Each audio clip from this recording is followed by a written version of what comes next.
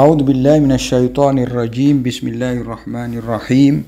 Allahumma shalli ala Sayyidina Muhammad wa ala ali Sayyidina Muhammad. Sahabat KSM, Assalamualaikum warahmatullahi wabarakatuh. Sahabat KSM, kali ini kita akan sedikit mengangkat tema soal sejarah. Sejarah salah seorang sahabat Nabi yang sangat terkenal, yaitu Bilal ibn Rabah Habashi. Bilal ibn Rabah Habashi, juga sering disebut Tamimi, adalah salah seorang sahabat khas atau sahabat khusus Rasulullah SAW, yang mana beliau lahir 3 tahun pasca tragedi Amul Fil atau Tahun Gajah di sebuah wilayah bernama Sarah, yang termasuk dalam wilayah Yaman ataupun Syam, dan sebagian sejarawan mencatat bahwa beliau lahir di Mekah itu sendiri. Memang ada beda pendapat, tetapi yang jelas Bilal Habashi adalah salah seorang sahabat yang sangat dekat dengan Nabi Muhammad SAW.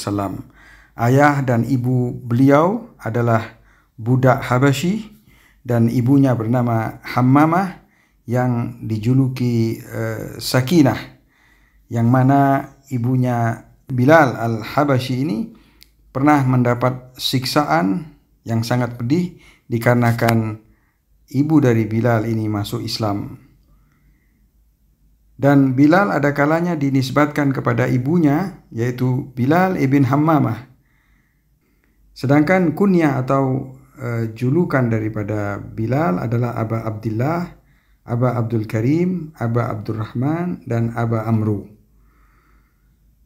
Setelah masuk Islam, Bilal mengalami siksaan-siksaan yang cukup banyak dari pihak kufar, daripada orang-orang kafir, khususnya dari pihak Umayyah, yang mana Umayyah ini adalah tuan daripada Bilal, dan Bilal adalah budak daripada Umayyah. Sehingga Sayyidina Abu Bakar Siddiq radhiyallahu anhu, sahabat Rasulullah SAW, membeli Bilal ini daripada tuannya dan memerdekakannya daripada perbudakan. Setelah berdirinya hukumah Islam atau pemerintahan Islam di Madinah, Bilal selain menjadi muadzin Rasulullah SAW, beliau juga memegang tanggung jawab sebagai bendahara daripada Rasulullah SAW, dan Bilal ini mengikuti berbagai perang penting di era Rasulullah SAW. Dan setelah Rasulullah SAW wafat, Bilal meninggalkan kota Madinah dan berpindah ke wilayah Syam, dan Bilal meninggal di wilayah Syam. Dan apa yang disampaikan ini adalah dikutip daripada sumber-sumber sejarah Ahlus Sunnah. Sedangkan secara fisikal, Bilal ini adalah berkulit hitam dan bertubuh kurus dan tinggi, dengan pundak yang agak sedikit bungkuk, berkulit hitam, dan memiliki rambut yang tebal. Dan bagaimana Bilal ini mengenal Rasulullah SAW berdasarkan laporan-laporan sejarah, bahwa tatkala Bilal menggembala kambing daripada Abdullah ibn Jad'an di sekitar Mekah, beliau berjumpa dengan Rasulullah SAW. Kemudian Rasulullah SAW meminta sedikit susu daripada kambing yang digembalakan oleh Bilal al-Habashi. Kemudian Bilal menghadiahkan susu tersebut kepada Rasulullah, dan Rasulullah kemudian meminta Bilal untuk memeluk Islam, dan Bilal menerima seruan tersebut dan menjadi sahabat khusus yang sangat dekat dengan Rasulullah SAW.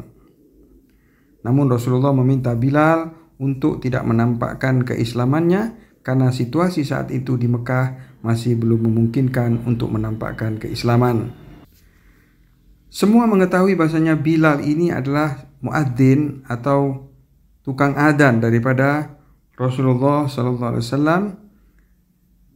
Namun juga disebutkan bahwasanya selain menjadi muadzin, Bilal juga mengemban tanggung jawab sebagai bendahara daripada Rasulullah SAW. Beliau ikut dalam perang Badar dan juga dalam perang-perang penting lainnya.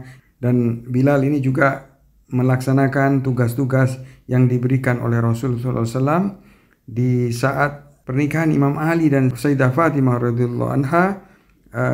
Rasulullah SAW memberikan sejumlah uang kepada Bilal untuk membelikan minyak wangi diperuntukkan untuk Sayyidah Fatimah alaihissalam. Sementara itu ada beberapa ayat yang diturunkan berkaitan dengan Bilal dan sejumlah sahabat khusus Nabi SAW. Di antaranya adalah ayat 207 surat Baqarah. Marilah kita dengarkan ayat berikut. وَمِنَ النَّاسِ مَن يَشْرِي نَفْسَهُ ابْتِغَاءَ مَرْضَاتِ اللَّهِ وَاللَّهُ رَءُوفٌ بِالْعِبَادِ. Menurut Ibnu Abbas, bahwasanya ayat ini وَمِنَ النَّاسِ مَن يَشْرِي نَفْسَهُ ابْتِغَاءَ مَرْضَاتِ اللَّهِ وَاللَّهُ رَءُوفٌ بِالْعِبَادِ ini adalah diturunkan, sya'an nuzulnya adalah untuk beberapa sahabat Nabi yang salah satunya adalah Bilal ibn Rabah.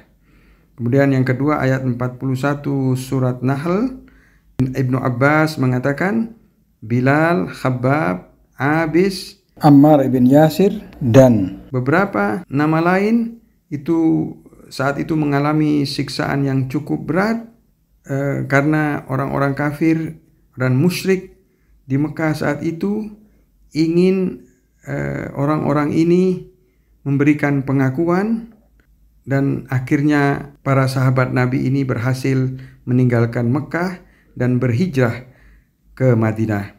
Dan ayat ini adalah diturunkan atau sya'an nuzulnya adalah untuk mereka ini yang bunyinya, marilah kita dengarkan ayat 41 surat Nahl. Walladzina hajaru fillah min ba'di ma dzulimu lanubawwi'annahum fid dunya hasanatan wala ajrul akhirati akbar law kanu ya'lamun. والذين هاجروا في الله من بعد ما ظلموا لنبوئنهم في الدنيا حسنة ولأجر الآخرة أكبر لو كانوا يعلمون. Jadi mereka ini disiksa, Bilal, Khabbab, Abis dan Ammar bin Yasir ini disiksa agar membocorkan informasi-informasi yang diinginkan oleh kaum musyrikin, namun para sahabat ini menolak untuk memberikan informasi dan akhirnya mereka berhasil meninggalkan Mekah dan hijrah ke Madinah.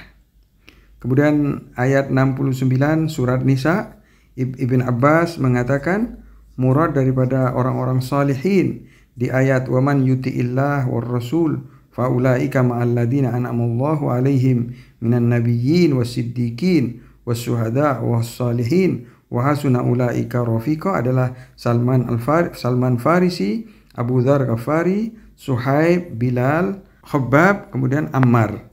وَمَن يُطِعِ اللَّهَ وَالرَّسُولَ فَأُولَئِكَ مَعَ الَّذِينَ أَنْعَمَ اللَّهُ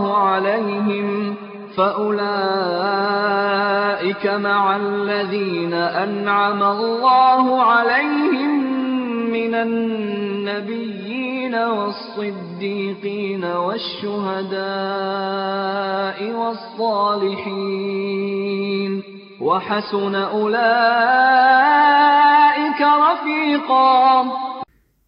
Ikhwan sekalian, cukup di sini dahulu. Insyaallah apa yang disampaikan mengenai sejarah kehidupan Bilal ini bermanfaat. Wabillahi taufiq wal hidayah. Wassalamualaikum warahmatullahi wabarakatuh.